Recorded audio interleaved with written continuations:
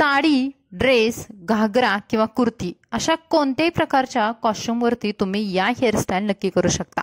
तर आता लग्न समारंभांचे दिवस आहेत आणि आपल्याला पडणार एक प्रश्न म्हणजे मी लग्न समारंभाला कोणती हेअरस्टाईल करू।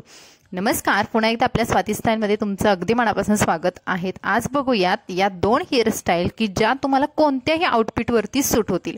बघूयात हेअरस्टाईल नंबर 1। हेअरस्टाईल नंबर 1 साठी मी केसांचं पार्टिशन केलेलं आहे। आता लग्न म्हटलं की पार्टिशनचे हेअरस्टाईल जास्त प्रमाणात उठून दिसतात। तुम्ही पबचे हेअरस्टाईल सुद्धा करू शकता, पण आपण साडी वगैरे जास्त वेअर केलेलं असतं किंवा कोणताही कॉस्ट्युम असला तरी त्याच्यावरती पार्टिशनचे हेअरस्टाईल खूप भारी उठून दिसत असतात। आता समोरून तुम्हाला जर असे रोल येत नसतील तर मी हाताची जी मूवमेंट दाखवलेली आहे अगदी 2 बोटामध्ये पकडून तुम्ही असे रोल करू शकता। हे रोल तुम्हाला फक्त कानापर्यंतच करायचे नाही तर कानाच्या मागे सुद्धा अशा पद्धतीने तुम्हाला हे रोल करायचे आहेत। म्हणजे काय करायचं, छोटे छोटे केस घ्यायचे आणि एकामेकामध्ये गुंफत जायचं आहे। पाठीमागून सुद्धा आपल्याला अशा पद्धतीने डोक्याच्या मध्यभागापर्यंत हे रोल करायचे आहेत। आता बघा, व्हिडिओमध्ये मी दाखवल्याप्रमाणे अशा पद्धतीने मी मध्यभागापर्यंत हे रोल केले आणि पिनने सिक्युअर करायचे आहेत। आता पिन लावताना तुम्हाला एक काळजी घ्यायची आहे की तुम्ही पिन एकदम टाईट घ्या किंवा अगदी नवीन असणाऱ्या 1 ते 2 पिनने तुम्ही सिक्युअर करा। याच पद्धतीने तुम्हाला बघा 2 बोटांचा आधार घेऊन दुसऱ्या बाजूला सुद्धा असाच रोल करायचा आहे। आता हे रोल आहेत ते आपल्या केसांना खूप सुंदर समोरून दिसतात।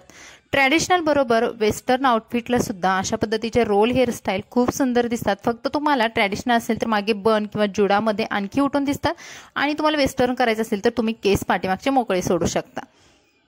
पाठीमागचे सगळे केस असे गोळा करून पोणी बांधून घ्यायचे आहेत। आता इथे 1 ते 2 पिन्स लावून मी माझे हे 2 रोल आहेत ते छान केले आणि रबर बँड बांधताना बघा खालचे केस आहेत ते हलकेसे गुंतवलेले आहेत आणि अशा पद्धतीने एक पाठीमागे बन तयार केलेला आहे। उरलेले छोटेसे केस आहेत ते तुमच्या रबर बँडवरून तुम्हाला कव्हर करून घ्यायचे आहेत। आता तुमचे इथे केस छोटे असो किंवा मोठे तुम्ही ही हेअरस्टाईल नक्की करू शकता। छोट्या केसांचा तुम्ही छान प्रकारे असा बन करू शकता। मोठे केस असतील तर तुम्हाला आणखी असे केस थोडेसे वरती काढून मग तो रोल करून घ्यायचा आहे। आणि ही झालेली आहे आपली हेअरस्टाईल नंबर 1। अजिबात हालत नाही, कुठे आपल्याला पिन्स टोचत नाहीत किंवा हेअरस्टाईल लूज होण्याची भीती सुद्धा नसते। ही हेअरस्टाईल तुम्ही छोट्याशा एखाद्या अशा मण्यांच्या गजऱ्याने किंवा छोट्याशा गजऱ्याने म्हणजे जे ओरिजिनल फुलांचे गजरे असतात त्याने सुद्धा डेकोरेट करू शकता किंवा एखादा ब्रॉच सुद्धा लावू शकता। आणि ही अगदी सोपी झालेली न हलणारी हेअरस्टाईल आहे। तर ही 1 नंबरची हेअरस्टाईल आपण बघितली। याचा समोरचा लुक सुद्धा आपण बघूयात। समोरून सुद्धा बघा हे असे केसांचे जे कमान केलेले असतात किंवा रोल केलेले असतात त्यामुळे तुमच्या कशाही प्रकारचा चेहरा असेल तरी सूट होऊन जाते। आता बघूयात हेअरस्टाईल नंबर 2। 2 नंबरच्या हेअरस्टाईलसाठी मी माझे आयब्रो पॉइंट आहेत की डोळ्याच्या वरचे तिथून हे केस घेतलेले आहेत। आता आयब्रोचे जे पॉइंट आहेत किंवा आयब्रोचे एंड आहे तिथून सुद्धा तुम्ही हे केस घेऊ शकता। आता ज्या मैत्रिणींना समोरचे रोलच येत नाहीत किंवा त्यांना रोल त्यांचे खूप पातळ येतात किंवा रोल काही वेळानंतर लूज होतात तर त्यांनी ही टेक्निक वापरा। अशा पद्धतीने तुम्हाला थोडेसे केस घेऊन रबर बँड बांधून घ्यायचा आहे। एखादा डिस्को रबर लावून घ्या जो की केसांमधून जास्त दिसत नाही आणि त्यानंतर अशा पद्धतीने पाठीमागचे केस आहेत ते काढून घ्या आणि पुन्हा ती जी छोटीशी बांधलेली पोणी आहे ती टाईट करून घ्या। त्यानंतर बघा दोन्ही बाजूला अशा पद्धतीने आपोआप रोल तयार होतील आणि तुम्ही केसांचं बघू शकता कोणतीही मेहनत न घेता आपले हे रोल तयार झालेले आहेत। आता पाठीमागची हेअरस्टाईल काय करावी ते बघूयात। ही सुद्धा हेअरस्टाईल तितकी सोपी आहे। बहुतेक मैत्रिणींना हेअरस्टाईल करताना एक प्रश्न येतो की हेअरस्टाईल लूज होतात किंवा जास्त वेळ आहे तशा राहत नाहीत किंवा आम्हाला हेअरस्टाईलच येत नाही, तर त्यांच्यासाठी या 2 हेअरस्टाईल खूप बेस्ट आहेत। पाठीमागे रबर बँडने केस सिक्युअर करायचे आणि इथे केसांचे 3 भाग करायचे आहेत। केस मोठे असो छोटे असो त्याच्यासाठी सुद्धा ही हेअरस्टाईल परफेक्ट आहे। आता इथे एका भागाचे पुन्हा मी 3 पेड्याची वेणी केलेली आहे। 3 पेड्यांची वेणी अगदी सोपी असते घालायला पण आणि अगदी सिक्युअर राहते। अशा पद्धतीने 3 वेणी बनवून घेतल्या।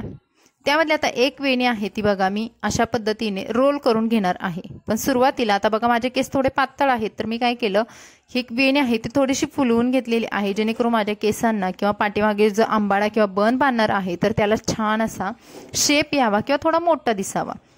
आणि अशा पद्धतीने रोल करून तिथे वरच्या दिशेने मी घेऊन गेली आणि तिथे 2 पिनने सिक्युअर केलं। इथे यू पिन्स वापरा, यू पिन्स नसतील तर तुम्ही साध्या गजऱ्याच्या पिन्स सुद्धा वापरू शकता। फक्त तुम्हाला आतमधून आणि वरून अशा 2 पिन्स लावायच्या आहेत।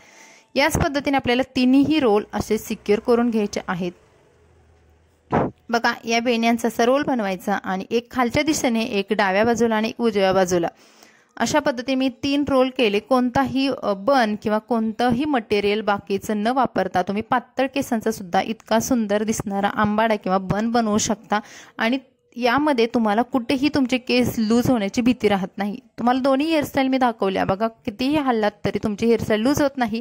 आणि एक ब्रॉच लावलेला आहे, जिथे तुमचा रबर बँड दिसतो तिथे एक छान ब्रॉच लावून द्या. गोल्डन असू द्या किंवा तुमच्याकडे सिल्वर किंवा ज्या कलरचं तुम्ही मॅचिंगची साडी किंवा ड्रेस वेअर केला आहे त्या कलरचे सुद्धा तुम्ही ब्रॉच लावू शकता. आणि ही झालेली आहे आपली समोरून हेअरस्टाईल. बघा, समोरचे रोल सुद्धा हलण्याचा प्रश्न येत नाही.